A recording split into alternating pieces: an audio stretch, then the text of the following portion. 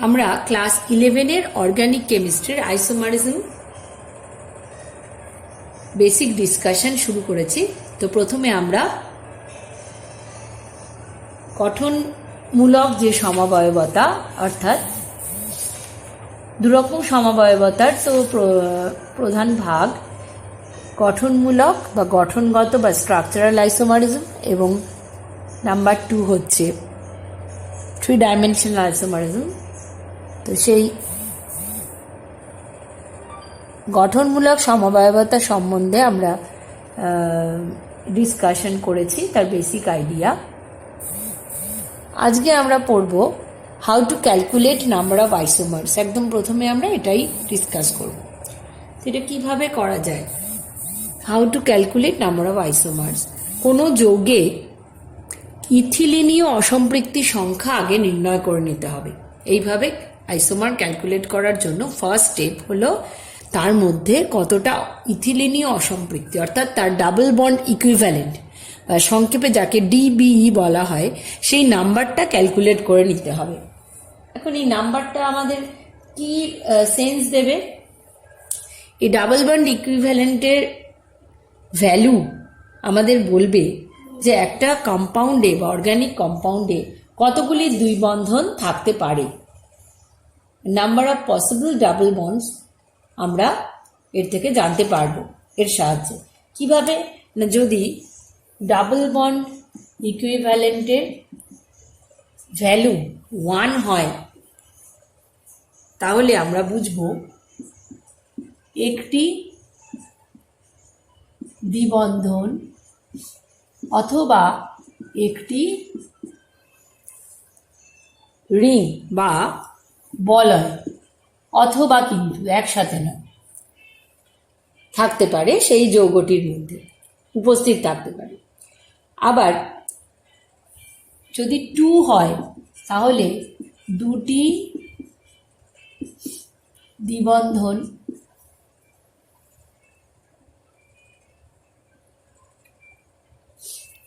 বা একটি ত্রিবন্ধন অথবা একটি দ্বিবন্ধন এবং একটি বলয়, একটি দ্বিবন্ধন প্লাস একটি বলয় অর্থাৎ একসঙ্গেই দুটো থাকতে হবে, অথবা দুটি বলয় উপস্থিত থাকতে পারে। তাহলে ডিবির ভ্যালু 1 হলে একটি দ্বিবন্ধন বা একটি বলয়, 2 হলে দুটি দ্বিবন্ধন অথবা একটি ত্রিবন্ধন অথবা একটি দ্বিবন্ধন প্লাস একটি বলয় অথবা দুটি বলয় থাকতে পারে। তাহলে এই হলো তার ফরম্যাট। আমরা পুরোটা দেখে নিই। DBV1 বলতে কি বোঝায়, DB2 বলতে দুটি দ্বিবন্ধন অথবা একটি ত্রিবন্ধন অথবা একটি দ্বিবন্ধন বা একটি বলয় অথবা দুটি বলয়।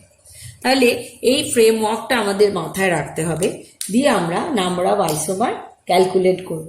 আমরা প্রথমে একটা ইজি এক্সাম্পল দিয়ে স্টার্ট করব। তোমরা এটা খাতায় নোট ডাউন করে নেবে এবং ফর্মুলাটা কি, ডিবি ক্যালকুলেশনের ফর্মুলাটা কি সেটা এবার আমরা এক্সপ্লেন করব। ফর্মুলা হলো কার্বন পরমাণুর সংখ্যা, জৈব যৌগতে উপস্থিত কার্বন পরমাণুর সংখ্যা। সি বলতে কার্বন পরমাণুর সংখ্যাকে বোঝাচ্ছে, কার্বন অ্যাটমের সংখ্যা। এইচ বলতে হাইড্রোজেনের সংখ্যা, এন বলতে নাইট্রোজেনের সংখ্যা। এখানে অক্সিজেন বা সালফারের কোনো রোল নেই। আর যদি হ্যালোজেন উপস্থিত থাকে, in case of presence of halogen, তাহলে হ্যালোজেনরা এইচ এর মতোই ট্রিটেড হবে, তাহলে এইচ কিংবা হ্যালোজেন। এবার আমরা ফার্স্ট এক্সাম্পল দেখব, C3H6। তাহলে আমরা কার্বন পরমাণুর সংখ্যা যদি ক্যালকুলেট করি তাহলে পাবো, ডিবিই ক্যালকুলেট করছি, কার্বন পরমাণুর সংখ্যা 3 মাইনাস হাইড্রোজেন 6টা divided by 2 plus 1। So 3 minus 3 plus 1, that is plus 1. অর্থাৎ 1। তাহলে এখানে কি বোঝাবে? এখানে বোঝাবে টিবি ভ্যালু 1 মানে হচ্ছে হয় একটি দ্বিবন্ধন অথবা একটি বলয়। একটি দ্বিবন্ধন অথবা একটি বলয়। তাহলে আগে একটি দ্বিবন্ধন হলে কি হয়? C3H6 তিনটে কার্বন বসিয়ে দিলাম, দ্বিবন্ধন বসালাম, বাকিটা কার্বনের যোজ্যতা স্যাটিসফাই করতে হবে। 2 3 4 1 3। So this is a structure of propene. একটি দ্বিবন্ধন। এই দ্বিবন্ধন এখানে বসানো যা, এই দুটো কার্বনের মধ্যে বসানো তাই, সেম নামই আমরা পাবো যৌগের। অথবা একটি বলয়, একটি বলয় তার মানে তিনটি কার্বন দিয়ে তৈরি হবে, লাইক দ্যাট। বা CH2 CH2 CH2, cyclopropane, cyclopropene. So this is an example of মুক্ত শৃঙ্খল বদ্ধ শৃঙ্খল সমবায়বতা,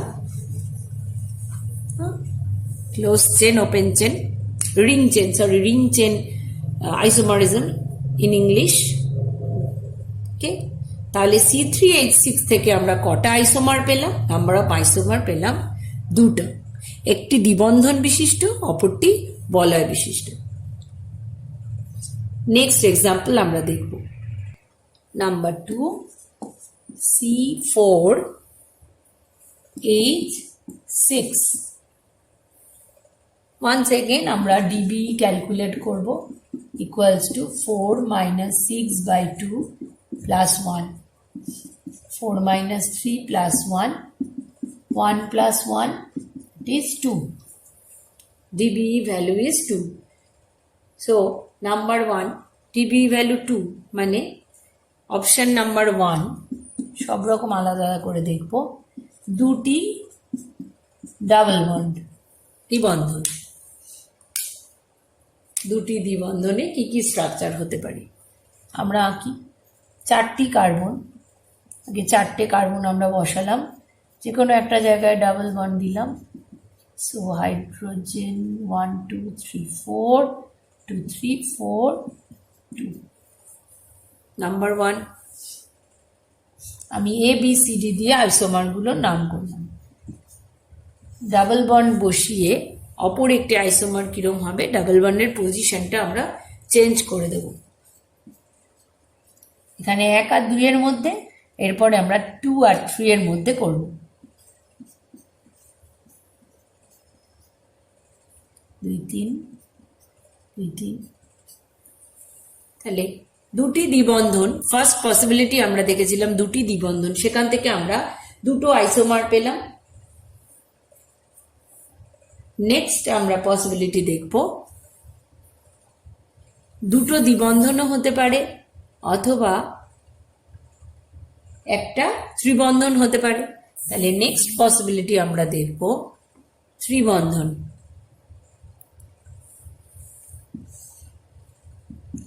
নাম্বার 2 1 ট্রিপল বন্ড। এবার দেখি ট্রিপল বন্ড বসিয়ে আমরা কি কি আইসোমার পেতে পারি। সি, আমরা নাম দিলাম সি। 4টে কার্বন আমরা বসালাম, ট্রিপল বন্ড বসালাম, 3 2 3 4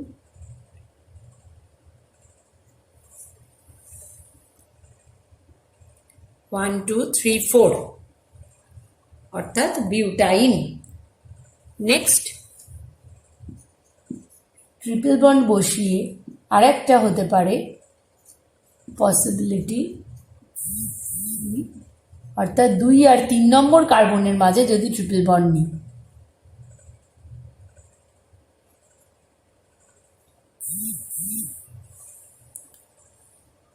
দুই আর 3 এর মাঝখানে ট্রিপল বন্ড নিলে আরেকটি আইসোমার আমরা পাবো ট্রিপল বন্ড, যার নাম হবে বিউট 2 আইন।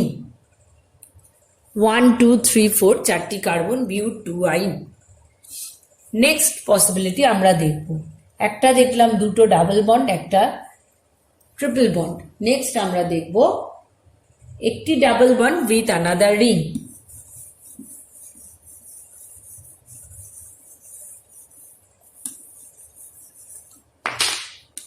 তিন নম্বর 1 double bond plus 1 ring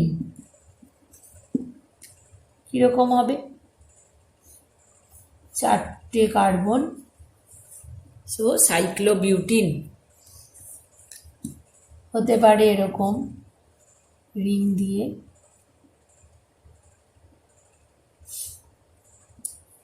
this way. Next হতে পারে ডাবল বন্ড আর ব্রাঞ্চিং পাশাপাশি, সো বাকিগুলো সেমই হবে। So 1 double bond plus 1 ring. আমরা একবার চারটে অ্যাটমকে রিংয়ে নিয়ে সাইক্লোবিউটিন বানালাম, তারপরে রিংটাকে ছোট করে নিলাম। রিংটাকে ছোট করে নিলে প্রথমে এই দুটো আইসোমার পাবো। হতে পারে ডাবল বন্ডটাকে আমরা বাইরে রাখলাম,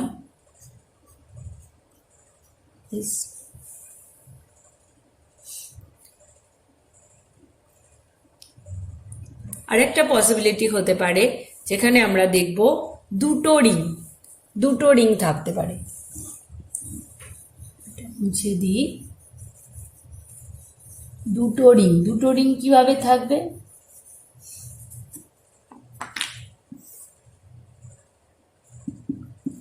টু রিং।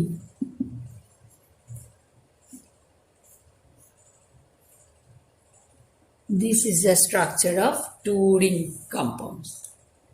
তাহলে আমরা C5H10 এর একদম প্রথমে উইথ ডাবল বন্ড আমরা দুটো আইসোমার পেয়েছিলাম, ট্রিপল বন্ড দুটো isomer 2 + 2 4, with double bond and 1 ring আমরা পেলাম 1 2 3 4, তাহলে 4 + 4 8, and the last one we have found a structure with 2 ring. So total 9 isomers are possible for C4H6. তো এইভাবে ট্রাই করে তোমরা আইসোমার ড্র করতে পারবে। যখন অক্সিজেন থাকবে কোনো কম্পাউন্ডে তখন কি হবে? তখনও কিন্তু সিমিলারলি আমাদের ডাবল বন্ড ইকুইভ্যালেন্ট কিন্তু ক্যালকুলেট করে নিতে হবে। নেক্সট এক্সাম্পল আমরা নিলাম C4H10O। C4H10O প্রথমে আমরা ডিবি ক্যালকুলেট করব। 4 - 10 + 2 + 1, 4 - 5 + 1, দ্যাট ইজ 0। তো 0 মানে এখানে কোনো no double bond or no ring. Okay, তাহলে আমরা কিভাবে স্ট্রাকচার আঁকবো? দেখেছি আমরা অক্সিজেন আছে, অক্সিজেন থাকা মানে আমাদের যেহেতু ডাবল বন্ড নেই, তাহলে either we get OH functional group or bond ও বন্ড অর্থাৎ ইথার লিঙ্কেজ। তাহলে প্রথমে ট্রাই করব OH দিয়ে, সি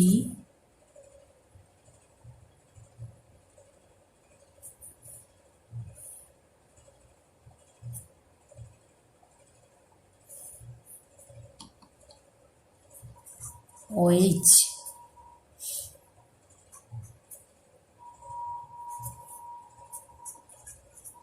1 2 3 4, কার্বন দুটো এক বন্ধনে যুক্ত, তাহলে এখানে ভ্যালেন্সির জন্য দুটো হাইড্রোজেন, এই টার্মিনাল কার্বনের আরও 3টে হাইড্রোজেন দরকার।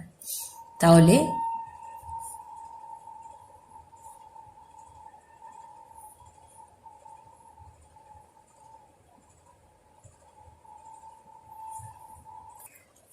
সো এটার আমরা নাম্বার দিলাম 1। নেক্সট আমরা কি করতে পারি? OH গ্রুপকে তার পজিশন চেঞ্জ করে দিতে পারি। সো এটা 1 নম্বর পজিশনে আছে, একে আমরা 2 নম্বর কার্বনে বসাতে পারি। হাইড্রোজেন 1 2 3 4 ওকে। তো নাম্বার 1 কার্বনে বসালাম, নাম্বার 2 কার্বনে বসালাম, নাম্বার 3 আর নাম্বার 2 ইকুইভ্যালেন্ট হয়ে যাবে নাম্বার 4 আর নাম্বার 1। সো আমরা ওইচ দিয়ে এইভাবে আর ড্র করতে পারবো না। তাহলে কী করতে হবে, এবার ব্রাঞ্চিং করে দেখতে হবে হয় নাকি নতুন কিছু। CH3 C CH3 CH3 OH, tertiary butyl alcohol, এটাও হতে পারে। নেক্সট এবার আমরা ইথার দিয়ে করতে চেষ্টা করি। So C2H5O C2H5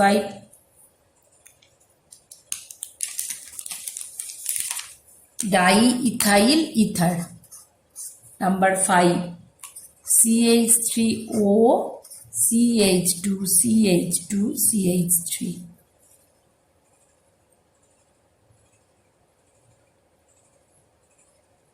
methyl group একদিকে, propyl group, methyl propyl ether. Number 6, we can take a branch from this propyl group. So CH3O, CH3. This is a carbon number 2. 2-methoxypropane. This is 2-methoxypropane.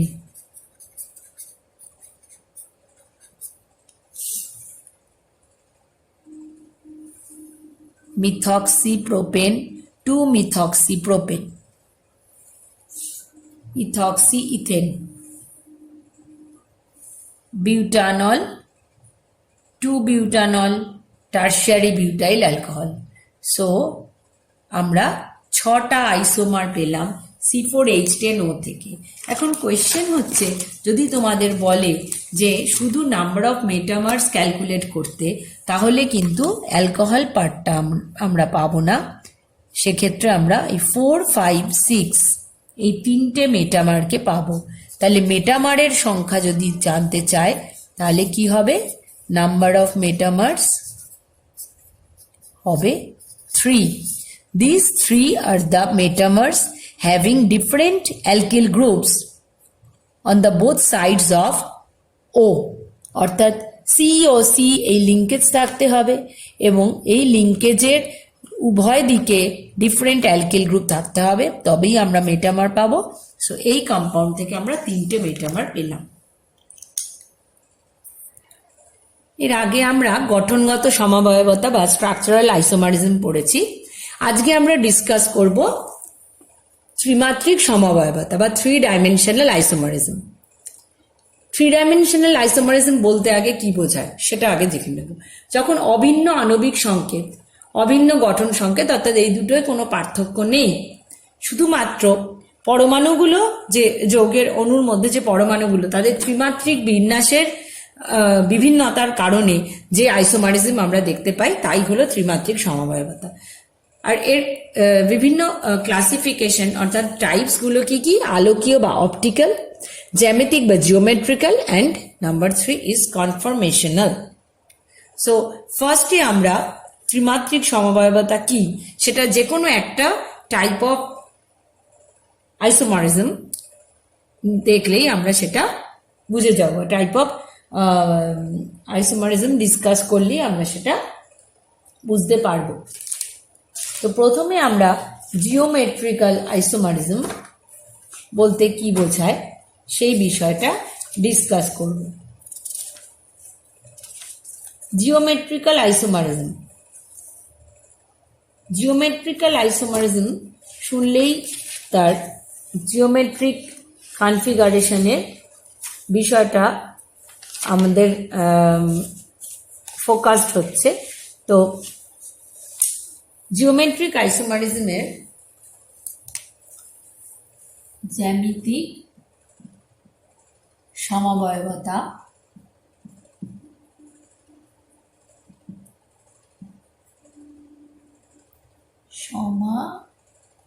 সমবায়বতা বা geometric isomerism, এর জন্য main necessity কি, অর্থাৎ কোন ক্ষেত্রে জ্যামিতিক সমবায়বতা দেখা যায়?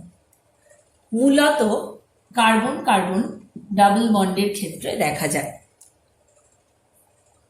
আরও এক্সাম্পলস আছে যেখানে আমরা শুধু কার্বন কার্বন ডাবল বন্ডেই হচ্ছে না, আমরা পরে একটা একটা করে আসবো। তো আমরা প্রথমে বেসিকটাই জেনে নিচ্ছি। তো প্রথমে দ্বিবন্ধন যুক্ত যৌগ, কার্বন যেমন কার্বন কার্বন, তো বলা যায় যে দ্বিবন্ধন যুক্ত যৌগ, দ্বিবন্ধন যুক্ত যৌগে mainly carbon carbon double bond বা অ্যালকিনসের ক্ষেত্রে দেখা যায়। বাট হোয়াই অ্যালকিনসের ক্ষেত্রে এই ধরনের আইসোমারিজম কেন দেখা যাচ্ছে? তার কারণ হচ্ছে অ্যালকিনের স্ট্রাকচার। আমরা যে কোনো একটা এক্সাম্পল নিচ্ছি, সাপোজ Cl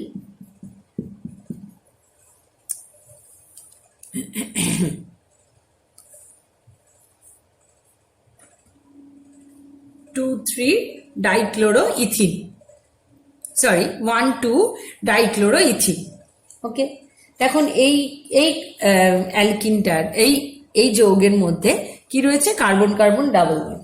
তো কার্বন কার্বন ডাবল বন্ড যখন থাকবে, এক্ষেত্রে কার্বনগুলো sp2 সংকরায়িত হবে, sp2 সংকরায়িত হবে। এবং এক্ষেত্রে কি আছে? একটা দুটো কার্বনের মধ্যে একটা সিগমা বন্ড রয়েছে and 1 pi bond, 1 sigma bond and 1 pi bond. So আমরা জানি bonding A enough discussion we have discussed a lot, যেখানে আমরা দেখেছি যে পাই বন্ড কিভাবে তৈরি হয়। না, পাই বন্ড কিভাবে তৈরি হচ্ছে? পাই বন্ড দুটো সাপোজ পি অরবিটালের ল্যাটারাল অর্থাৎ সাইড ওয়াইজ ওভারল্যাপে তৈরি হচ্ছে। So these are the p orbitals, এই p orbitals গুলোর ওভারল্যাপে কিন্তু পাই বন্ড তৈরি হচ্ছে। একই প্লেনে থাকার জন্য এই কার্বন পরমাণুগুলো ক্লোরিন হাইড্রোজেন যারা যেখানে ছিল এরা সবাই একই প্লেনে থাকবে। তাহলে এখন দেখো, যদি এই কার্বনটাকে ধরে, অর্থাৎ এই কার্বনটাকে ফিক্স ধরে এই পাই বন্ডটাকে আমরা ঘোরাতে চেষ্টা করি, এই যে পি অরবিটালটা রয়েছে যারা পাই বন্ড তৈরি করেছে তাকে নিয়ে একে ঘোরাতে চেষ্টা করি এই বন্ডটাকে, তাহলে একটা টাইমে গিয়ে কি হবে? একে ফিক্স রেখে একে ঘোরাতে চাইলে কি হবে? এটা আলটিমেটলি বন্ডটাকে ব্রেক করতে হবে পুরো ঘোরাতে গেলে। সো পাই বন্ডের রেস্ট্রিক্টেড রোটেশন আমরা পাচ্ছি। তো তার ফলে কি হচ্ছে? যদি ঘোরানোই যেত তাহলে হাইড্রোজেন আর ক্লোরিন, হাইড্রোজেন এখানেও যেতে পারতো, ক্লোরিন এখানে যেতে পারতো, আবার একটু পরে এখানে হাইড্রোজেন যেতে পারতো, এখানে ক্লোরিন যেতে পারতো। অর্থাৎ কোনো আলাদা অণু সৃষ্টির, আলাদা স্পেশাল অ্যারেঞ্জমেন্ট সৃষ্টির কথা ভাবার দরকার ছিল না। যেহেতু ফিক্সড রোটেশন, রেস্ট্রিক্টেড রোটেশন, তাই এরা যে অবস্থাতেই রয়েছে, যে স্পেশাল অ্যারেঞ্জমেন্টেই রয়েছে, সেই স্পেশাল অ্যারেঞ্জমেন্টেই থাকবে। সুতরাং আমরা এখান থেকে একই আণবিক সংকেত এবং একই গঠন সংকেত সত্ত্বেও এদের ত্রিমাত্রিক বিন্যাস এর বিভিন্নতা পাবো। যদি রোটেশন হতো তাহলে কিন্তু ক্লোরিন আর হাইড্রোজেন ইজিলি তাদের জায়গা বদল করতে পারত এবং ওরা কখনোই কোনো পৃথক ত্রিমাত্রিক বিন্যাসের অণু গঠন করত না। সেই জন্য আমাদের pi bond is the most necessary requirement for geometric isomerism. তো এবার আমরা দেখব যে কারা কারা কোন কোন মলিকিউলগুলো এই জিওমেট্রিক আইসোমারিজম শো করছে। তো একদম প্রথমে আমরা একটা এক্সাম্পল নেব, যেটা নিলাম সেটা দিয়েই দেখছি। দেখো 1,2 ডাইক্লোরোইথিন, 1,2 ডাইক্লোরোইথিন, এখানে সি ডাবল বন্ড সি রয়েছে এবং এই কার্বন কার্বন দ্বিবন্ধনের একই দিকে আমরা দেখছি দুটি ক্লোরিন পরমাণু, অপর দিকে দুটি হাইড্রোজেন পরমাণু। আবার একে আমরা অন্যভাবে যদি পাই, অর্থাৎ স্পেশাল অ্যারেঞ্জমেন্ট যখন চেঞ্জ হয়ে যাচ্ছে, তখন দেখো কার্বন কার্বন দ্বিবন্ধনের একই দিকে ক্লোরিন, একদিকে ক্লোরিন আর হাইড্রোজেন অপর দিকে হাইড্রোজেন আর ক্লোরিন, অর্থাৎ ক্লোরিন পরমাণুগুলো বা হাইড্রোজেন পরমাণুগুলো দ্বিবন্ধনের উল্টো উল্টো দিকে রয়েছে, কেউই একই দিকে তাদের পার্টনারকে পায়নি, সেম অ্যাটম নেই। সো এদেরকে, এই ক্ষেত্রে এদেরকে আমরা কি বলবো, জিওমেট্রিক্যাল আইসোমার্স। এবং এদেরকে বলা হয় আরও একটা কথা, ডায়াস্টিরিওমার। এখন এদের মধ্যে কাকে কি নাম দেব? যখন দ্বিবন্ধনের একই দিকে সিমিলার গ্রুপ বা সিমিলার অ্যাটম থাকছে তাকে আমরা বলবো cis,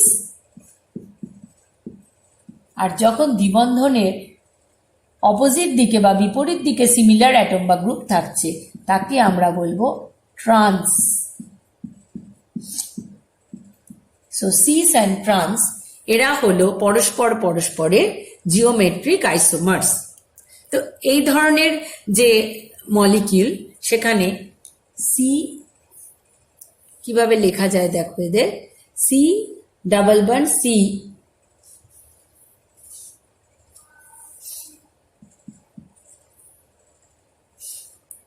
A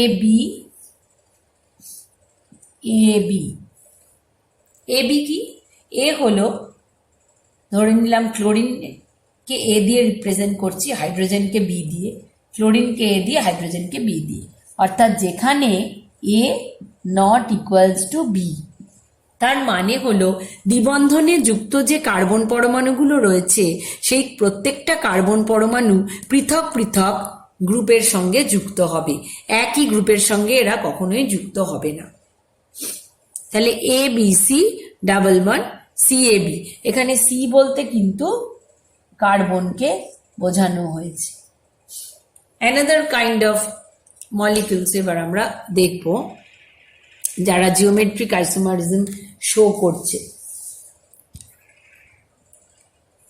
C double bond C, C2H5H, C2H5 এখানে H, CH3H, অর্থাৎ এটা হলো পেন্ট টু ইন, এর IUPAC নাম হলো pent two ene, 1 2 3 2 3 4 5 pent two ene. এখন এক্ষেত্রে দেখো হাইড্রোজেন কার্বন কার্বন দ্বিবন্ধনের একই দিকে হাইড্রোজেন এবং অপর দিকে দুটি অ্যালকিল গ্রুপ রয়েছে, তাহলে হাইড্রোজেনের সাপেক্ষে একে কি বলা হবে, যেহেতু একই দিকে দুটো হাইড্রোজেন রয়েছে, হাইড্রোজেনের সাপেক্ষে কি বলা হবে, একে সিস ফর্ম বলা হবে। সো এর ট্রান্সফর্ম কি হবে, C2H5H, so we must change the connectivity, HCH3, এটাকে আমরা বলবো trans pent two in.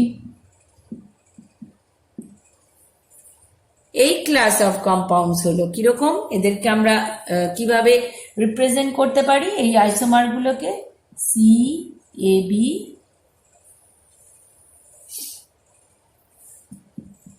Double bond C A C, যেখানে কি লিখতে পারি যে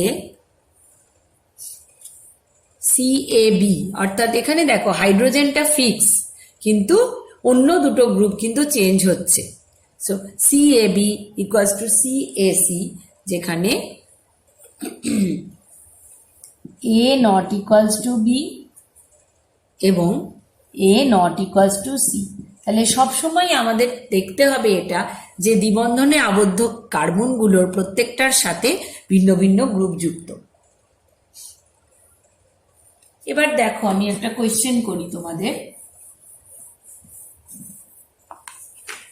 ধরা যাক আমি এই কম্পাউন্ডটা দিলাম, এই অণুটার গঠন সংকেত আমি দিলাম, দিয়ে জিজ্ঞেস করলাম যে এই অণুটি কি জিওমেট্রিক আইসোমারিজম বা জ্যামিতিক সমবায়বতা শো করবে, এ কি জ্যামিতিক সমবায়বতা শো করতে পারে, এর গঠন কিরম, আমরা যদি লিখি CAA ডাবল বন্ড CBB, অর্থাৎ এই কার্বন পরমাণু বা এই কার্বন পরমাণু প্রত্যেকেই আমরা দেখছি দুটো একই গ্রুপের সঙ্গে যুক্ত, এদিকে যেমন দুটো মিথাইল CBB, এদিকে সেরকম হাইড্রোজেন CAA। তাহলে এই ধরনের অণুগুলো কিন্তু জিওমেট্রিক আইসোমারিজম বা জ্যামিতিক সমবায়বতা শো করবে না, কারণ আমাদের গ্রুপগুলো কিন্তু একই গ্রুপ বা একই পরমাণু কিন্তু যুক্ত। এবার আমরা দেখব অপর একটি এক্সাম্পল, যেখানে চারটে গ্রুপই যদি পৃথক হয়, অর্থাৎ ধরো সি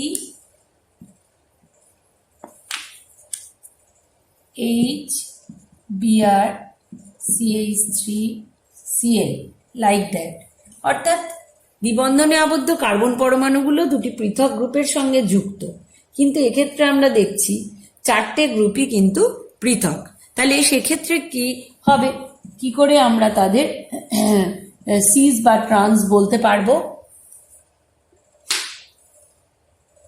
সেক্ষেত্রে আমাদের কি করতে হবে, যে একটা নতুন নিয়ম, যেটা নতুন সিকোয়েন্স রুল আমরা সেক্ষেত্রে ফলো করব, এবং এই কনফিগারেশনকে আমরা লিখতে পারি ABC ডাবল বন্ড CXY, এভাবে লিখতে পারি, যেখানে A not equals to B, X not equals to Y, A not equals to B, X not equals to Y, কিন্তু এরা সব ডিফারেন্ট গ্রুপ দ্বারা অ্যাটাচড। তাহলে এক্ষেত্রে CIP রুল বা কান ইনগোল্ড প্রিলোগ সিকোয়েন্স রুল ফলো হবে, এবং সেক্ষেত্রে কি করতে হবে, অ্যাটমিক নাম্বার কিংবা অ্যাটমিক ওয়েট এর ভ্যালুর অনুযায়ী প্রায়োরিটি অর্ডার ফিক্স করতে হবে। কিরকম সেটা হবে, যে ধরো কার্বন কার্বন দ্বিবন্ধনে প্রত্যেকটা কার্বনকে আগে আমরা দেখে নেব, দিয়ে তাদের প্রায়োরিটি গ্রুপগুলোকে সাজিয়ে নেব কোন দিকে হাইয়েস্ট প্রায়োরিটি গ্রুপ আছে। ঠিক আছে, তাহলে হায়ার প্রায়োরিটিকে আমরা H দিয়ে, লোয়ার প্রায়োরিটিকে L দিয়ে চিহ্নিত করব।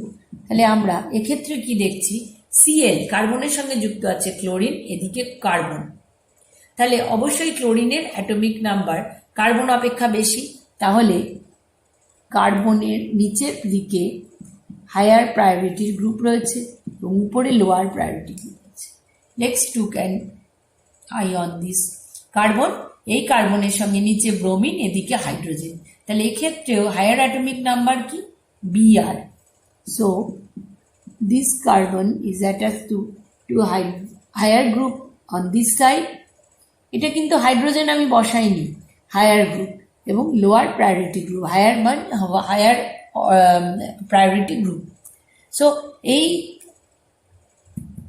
Double bonded carbon, double bonded মলিকিউলটার ক্ষেত্রে, C ডাবল বন্ডেড C মলিকিউলের ক্ষেত্রে একই দিকে হায়ার প্রায়োরিটি গ্রুপ রয়েছে, সুতরাং এটি কিন্তু সিসের মতোই কনসিডার্ড হবে, এবং এখানে সিসের বদলে কি লেখা হবে, সিসের বদলে লেখা হবে Z।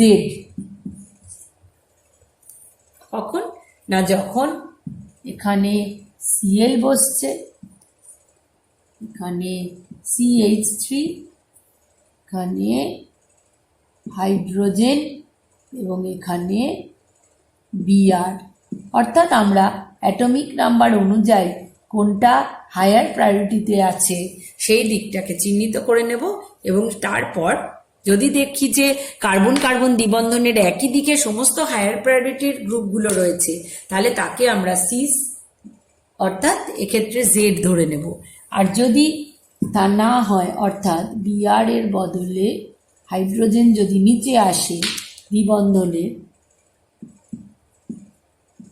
নিচে আসে, তাহলে একে আমরা ট্রান্সফর্মের মতো কনসিডার করব, একে তখন বলবো E. So these are EZ kind of nomenclature.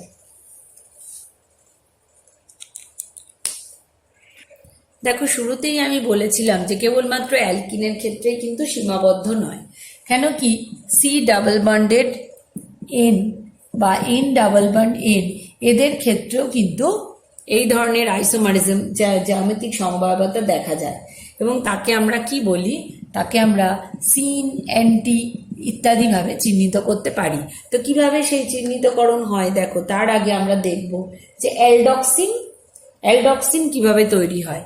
কিভাবে তৈরি হয় অ্যালডক্সিন?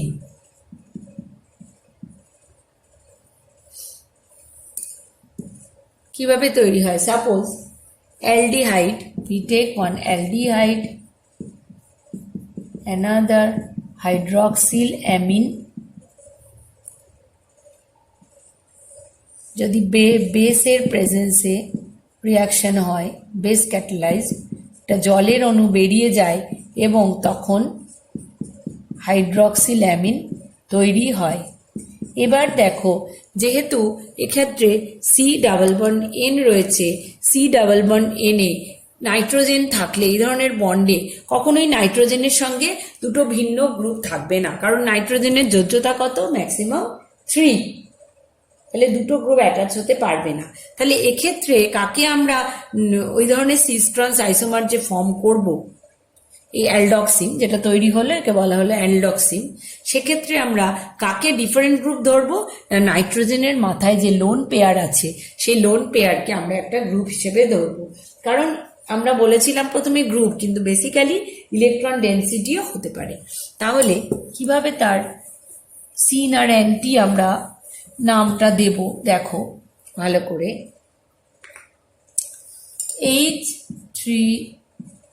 H bond C, CH3 double bond N, OH, অ্যালডক্সিন। একে আমরা কিভাবে লিখতে পারি? HCCH3, আমরা নাইট্রোজেনের লোন পেয়ারকে কনসিডার করব অন দিস সাইড। যদি হাইড্রোজেন এবং OH এরমভাবে অপোজিটে থাকে, সি ডাবল বন্ড এন এর অপোজিটে থাকে, তখন আমরা তাকে বলবো অ্যান্টি।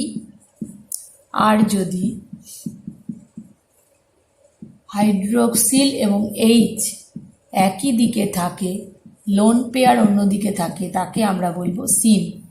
সো এইভাবে সিন আর অ্যান্টিও বলা যায়। তাহলে এই হলো মোটামুটি জিওমেট্রিক্যাল আইসোমারিজম বা জ্যামিতিক সমবয়বতা, যাদেরকে আমরা কি বলি?